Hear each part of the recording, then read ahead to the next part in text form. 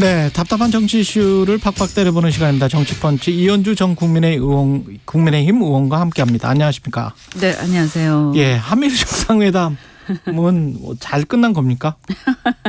뭐 예상한 대로긴 한데 예, 갈수록 이제 심각해지고 있는 거죠. 제가 볼 때 갈수록 심각해지고 있다. 걱정 이제 우리가 빠져나올 수 없는 수렁으로 들어가고 있다 이렇게 보이거든요. 왜냐하면 외교라는 것이 정권이 바뀌거나 우리의 기조가 바뀐다고 해서 국내적으로 이걸 다시 되돌리기가 굉장히 어려운 거잖아요. 불가역적인 거 아닙니까?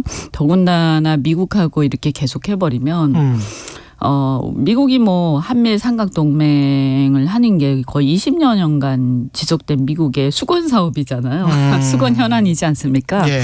근데 그동안 그것이 잘 안 된 이유는 뭐냐면 이게 그러니까 한국, 미국, 일본 이렇게 봤을 때 미국의 이해가 굉장히 큰데 왜냐면 미국 입장에서는 이 세 나라가 뭉쳐가지고 특히 한반도가 일본의 어떤 지휘 하에서 왜냐면 일본이 한반도 우리보다는 훨씬 더 전략적 가치가 미국 입장이 크잖아요. 울타리 역할을 하고 중국이나 러시아가 남하하는 것을 막고 있는 마지막 울타리 역할을 하고 있기 때문에 그래서 그 일본의 그 위상이 굉장히 높은데 여기에 대해서 이제 그동안 보면 우리나라 입장에서 보면 그러면 우리는 뭐 어차피 한미동맹도 있고 미일 동맹이 다 따로 있는 건데 협력을 긴밀히 하면 되는 것이지 이것이 동맹관계까지 돼서 우리가 여기 엮였을 때 그래서 우리가 여기 종속이 됐을 때 이 어떤 틀 속에 갇혀버렸을 때 우리한테 얻어진 이익은 뭐고 이익은 잘 모르겠다. 이익은 오히려 별로 없어 보이는데 자칫 굉장히 심각한 상황이 올 수 있다. 과거에 그러니까 일본이 과거에 보면 1차 대전 요럴 때 그 영국이 강대국이었잖아요. 영국의 대리인 역할을 극동에서 했거든요. 그래서 극동에 러시아 남하를 막기 위한 어떤 수단으로 영국이 일본하고 동맹을 맺으면서 일본을 이용을 했죠. 일본도 그것을 잘 활용을 했고 그래서 그 결과가 러일 전쟁이었고 결국에는 한반도의 지배권을 영국 그다음에 가스라 태프트 밀약에 의해서 미국이 용인하는 상황이 됐잖아요. 아시아는 너희들이 먹어. 그렇죠. 그러니까 이제 뭐 그런 상황은 아니지만 지금 상황을 보면 어쨌든 미국이 일본을 극동에서 아시아에서 대리인으로 이제 인도 태평양 전략의 대리인으로 세우는 거고요. 이 과정 속에서 우리는 이제 일종의 뭐 우리가 뭐라고 하든 실질적으로 운영이 되는 과정에서는 종속적일 수밖에 없다. 근데 이제 한국 정부는 그런 것들을 의식해서 그런지 뭐 동맹이 아니다. 아직은 동맹이 아니다. 협력 관계다. 공고한 협력 관계다. 공식적으로는 동맹은 아니죠. 왜냐하면 동맹을 하게 되면 그 국회 동의를 받아야 되죠. 그렇죠. 그런데 그거는 쉽지가 않기 때문에 이제 준동맹으로 일단 가고 있는 거죠. 제가 볼 때는. 준동맹으로 가고 있다. 왜냐하면 실질적으로 훈련을 계속 그렇게 하고 그것이 그 틀 속에 이제 고착화되는 거죠. 그러면 그 나중에는 이제 동맹으로 전환한다 뭐 이런 것들은 그냥 하나의 기정사실화돼 있는 어떤 상황을 정리하는 의미밖에 없기 때문에 일단은 기정사실화하는 쪽으로 쭉 밀고 가고 있는 것 같고요. 그런데 이제 사실은 뭐 지금 이런 이제 미중 간의 또 경쟁 관계도 있고 이런 국제 질서 속에서 우리가 그러면 미국 중심의 패권 질서에 우리가 그럼 수능을 안 하고 그냥 버틸 거냐? 딴 게 있냐? 버틸 거냐라고 했을 때 사실 그것도 또 쉽지는 않아요. 그렇죠. 그래서 저는 뭐 지금 어떻게 보면 우리 미국 중심의 패권 질서에는 그 수능할 수밖에 없다. 그게 현실이니까. 뭐 그렇다고 중국이 뭐 미국을 앞서거나 이러는 것은 당분간 저는 어렵다고 보거든요. 그럼 근데 문제는 뭐냐 하면 일본하고의 관계인 거죠. 우리가 중국하고의 관계도 우호적이면서 긴장 관계가 같이 있는 것처럼 일본하고 관계도 똑같거든요. 항상 이웃 나라하고는 원래 어느 나라든 사이가 별로 안 좋아요. 그런데 왜냐하면 역사적으로 그런 어떤 오역의 역사들이 있기 때문에 그런 거죠. 그다음에 일단 일본이라는 나라를 우리 입장에서 보면 그게 신뢰할 수 있는 나라가 아니고요. 그래서 항상 우리가 긴장 관계를 동시에 갖고 있는 건데 이 관계에서 우리의 끈을 놓치면 안 되는 거죠, 우리는. 그래서 이 틀 속에 우리가 어떤 이 큰 전략에 우리가 수능을 안 할 수는 없지만 국제 질서 속에서 다만 다만 우리는 여기서 우리의 이익을 지키고 우리가 손해 볼 수 있는 리스크를 관리해 가면서 가야 되는 거거든요. 이번에 이익을 지켰어요? 그래서 문제인 거예요. 그러니까 제가 볼 때 최악의 경우에 이런 준동맹 관계로 이제 진전돼 가는 것을 우리가 막을 수 없다면 미국의 이해관계였잖아. 20년 그렇지. 동안. 그렇죠. 그리고 이걸 어떻게 공짜로 줍니까? 아. 아니 그리고 우리가 볼 때 영토 주권을 가지고 서로 분쟁이 있는 나라끼리 동맹한다는 게 말이 돼요. 군사적 동맹을 한다는 게. 그럼 미국 국방부도 이번에 또 공교롭게 또 일본해라고 표기를 했더라고요.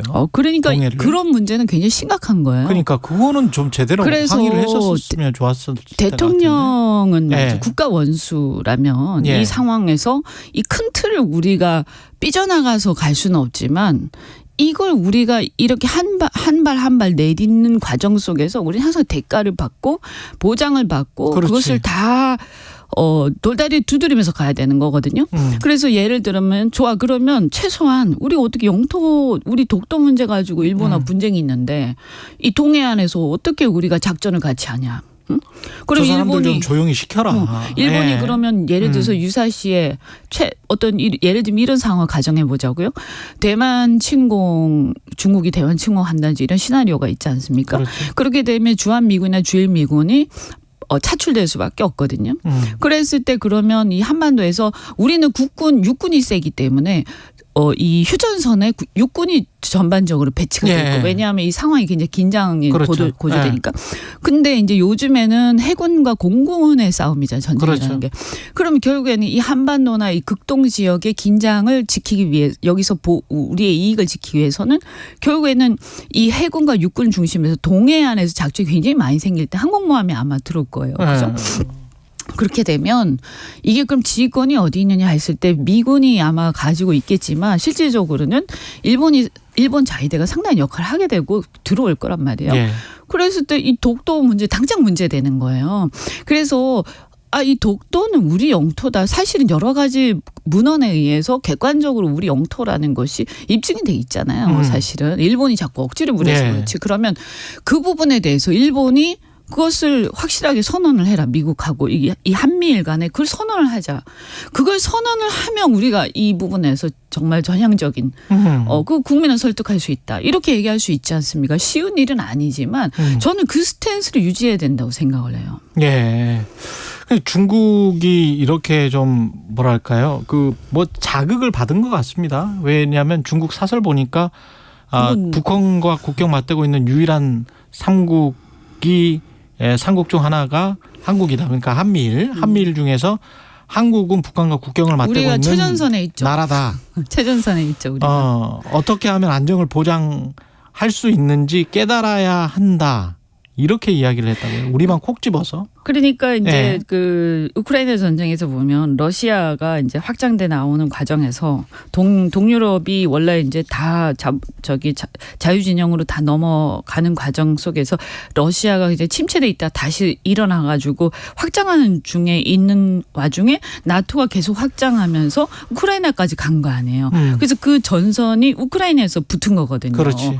그러면 전쟁의 위험이 굉장히 커지는 거거든요. 예. 우리 역사적으로 항상 그래 왔어요. 우리 뭐 아까 러일 전쟁도 마찬가지고 뭐 그 전에 뭐 병자호란이 다 또 마찬가지거든요. 그러니까 지금도 보면 이제 중국이 하는 얘기는 그거죠. 결국에는 최전선이 한국 아니냐. 그 다음이 일본이고 일본은 일종의 뭐냐 하면 태평양 미국 본토까지 넘어오지 않도록 하는 하나의 울타리 마지막 보루 이런 거거든요. 미국 입장에서 보면. 예. 그 다음에 이제 미국 본토잖아요. 그러니까 사실 우리가 맨 앞에 있는 거예요. 로 묶이기 시작하면 우리가 이제 잘못하면 아주 좀 적나라하게 해서 총알바지 상황이 될 수 있는 건데 이걸 이제 경고를 하는 거고요. 뭐 저는 뭐 그런 상황까지 우리가 가서는 안 된다고 생각을 하지만 최소한 이런 건 있죠. 이제 남북 관계는 자율성을 상실했죠. 우리가 북한하고 어떤 대화를 하더라도 이 틀 속에서밖에 안 되는 거기 때문에 미국의 허락을 받고. 그렇죠. 이제는 그냥 묶이는 거예요. 우리는 예. 한미일로 묶여버리고 그러면 자동적으로 이 반작용에 의해서 북중로로 묶이는 거죠. 그럼 그러네. 북한도 마찬가지로 사실 북한이란 나라는 그동안에 우리보다는 좀 더 자율적 주체적 외교를 해왔거든요. 네. 그래서 중국하고도 긴장 관계가 상당히 있었죠. 지난 트럼프 음. 정부 때 보시면 아시겠지만. 그렇죠. 네. 그런데 이제 북한도 선택의 여지가 없어지죠. 중국하고 굉장히 밀착을 앞으로 할 겁니다. 왜냐하면 믿을 구석이 없기 때문에 이 예. 상황 속에서는. 그래서 계속 몰아넣는 거죠. 구석으로. 그러면 이제 우리와 북한의 관계는 점점 멀어지고 우리의 운명을 한반도의 운명을 남북한이 아닌 다른 열강들의 의사결정에 의해서 좌우되는 이런 상황 속에 우리 운명을 몰아넣는 거죠. 아까 말씀드린 것처럼 이런 어떤 패권 질서를 우리가 무시할 수는 없는데 그 속에서도 우리 리스크는 관리하면서 우리의 의사결정권을 항상 유지하면서 가야 되거든요. 근데 이걸 제가 계속 이렇게 심화되면서 수렁으로 들어가고 있다. 이제는 나오기가 굉장히 힘들어지고 있다. 점점. 근데 국가 원수가 뭔데? 그 대통령이 뭐길래 우리 국민들이 아무리 미국하고 우린 미국하고 동맹을 무시하는 게 아니거든요. 그거는 뭐 오래됐으니까. 근데 지금 이 구도 자체를 우리 국민들이 그렇게 선호하는가? 과거에 MB 정권 때 난리가 났던 이유가 뭐죠? 이런 구는 우리 국민 선호하지 않아요. 그리고 동해안의 독도 문제나 이런 것들이 이렇게 침해받는 상태에서 군사적 동맹의 의미라는 것을 일반 국민들 잘 모르시거든요. 그러면 이 틀 안에서 그냥 지휘권과 이런 게 다 엮여가지고 우리가 꼼짝달싹 못하는 상황이 올 텐데 그럼 어떻게 할 거야. 그때 가서 온갖 국론 분열이 일어날 거예요. 난리가 나요. 내부적으로 의견 통일이 안 됩니다. 내가 봤을 때는. 그러면 우리나라는 또다시 구한말과 같은 상황으로 가는 거죠. 그렇다고 의견 통일이 돼서 우리 넙죽 이것도 아니란 말이에요. 네. 그래서 진짜 큰일 났다 이거. 대통령이 외교는 이럴 때 우리 입장은 상당히 미국 중심으로 가더라도 마지막 어떤 리스크 관리는 하면서 우리 걸 요구를 하면서 또 우리가 위험에 처할 수 있는 그 장애물들은 다 제거해가면서 상당히 한 발을 빼고 있어야 되는 거거든요. 근데 그래서 이렇게 우리 무슨 협상을 하더라도 내 카드 다 까고 다 줘버리고 더 이상 줄 게 없는데 상대한테 뭘 요구합니까? 지금 이런 상황이에요, 우리는. 사실 뭐 반도체랑 뭐 다 지금 그런 다 상황이에요. 줬죠. 네. 그러니까 이거 뭐야 이거. 그래서 이 방향 자체에 대해서는 저는 뭐 미국 중심의 어떤 방향 자체에 대해서 우리가 일정 정도 순응하는 것은 제가 인정을 하지만 그렇다고 중국한테 붙잡거나 이런 건 그건 말이 안 되는 거고요. 그런데 이 방식이 너무나 어리석다. 굉장히 위험하다. 그리고 이런 외교는 저는 본 적이 없어요. 자기 영토 주권이 침해당하는데 군사동맹도 좋다라고 그렇게 보이는 이런 태도를 우리 국가 원수가 국민들하고 아무런 상의도 안 하고 야당하고 아무런 상의도 하지 않고 이렇게 계속 밀어붙이면서 이것을 자자차는다? 저는 대한민국의 앞으로 역사를 어떻게 책임지려고 이 5년짜리 대통령이 저는 이 대통령제 자체에 대해서요. 제왕적 대통령제에 대해서 이거 정말 문제 심각하다. 마음대로 결정한다. 국가의 운명을. 왕도 아니지 않습니까? 어떻게 될지 좀 굉장히 좀 도박적이다. 그렇게 보시는 것 같군요. 리스크가 굉장히 크죠. 너무 크다. 그리고 리스크 관리를 하면서 가야 된다. 이런 거예요. 제 얘기. 이 국내 정치 이야기도 좀 해야 되는데 한 6분밖에 안 남았습니다. 이철규 국민의힘 사무총장의 그 이야기부터 시작해서 사실 쭉 뭐 이준석 전 대표도 지금 나왔었거든요. 어제 배에 구멍 내면 승선이 불가. 근데 이준석 전 대표는 반란자들에 관해서 유혈 입성이라도 하겠다. 뭐 이렇게 지금 받아쳤고요. 아니 뭐 본인이 있을 때 구멍을 많이 냈다. 그 사람들이 어떤 사람들인지 모르겠지만 아니 배에 구멍을 내면 승선 불가. 이미 난파선이에요. 뭔 소리 하고 있는 거예요? 누가 구멍을 내요? 이미 다 쪼개진 배인데 이미 깔아앉고 있어요. 그리고 정말 정신을 이런 거예요. 이게 지금 난파선이 이미 된 상황에서 이 배를 빨리 수리를 하든가 아니면 배에서 다 나가서 다른 각자 도생을 하든지 뭔가 어떤 수를 써야 되는 상황인 거예요. 근데 그걸 얘기하고 있는 거예요. 선장한테.